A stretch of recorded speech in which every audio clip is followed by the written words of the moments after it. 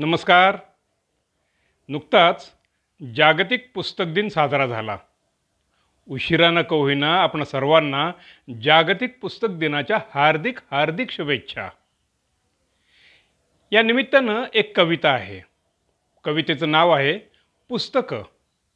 ऐकूयात. कविता पुस्तकं. पुस्तकातील ओळींसारखी माणसं वाचता आली असती. पुस्तकातील ओळींसारखी माणसं वाचता आली असती तर काळजाला डंखणारी माणसं दूर सारता आली असती.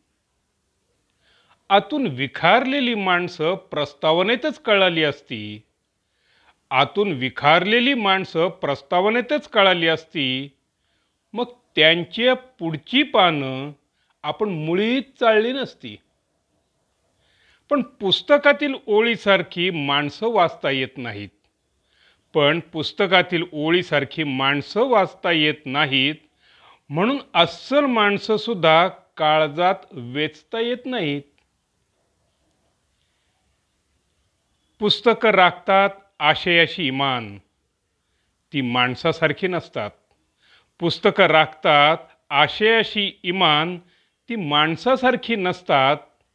पुस्तकं तत्वांशी प्रामाणिक, माणसं इमानालाच पारखी असतात.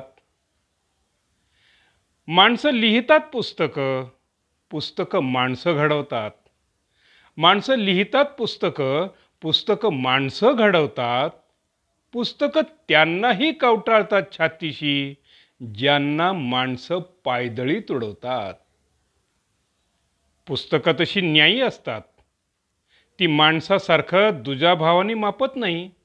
पुस्तकं तशी न्यायी असतात. ती माणसासारखं दुजाभावाने मापत नाही.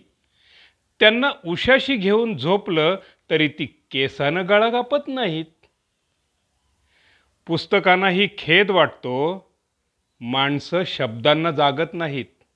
पुस्तकांनाही खेद वाटतो, माणसं शब्दांना जागत नाहीत. पुस्तकं लिहिणारी माणसंसुद्धा पुस्तकासारखी वागत नाही.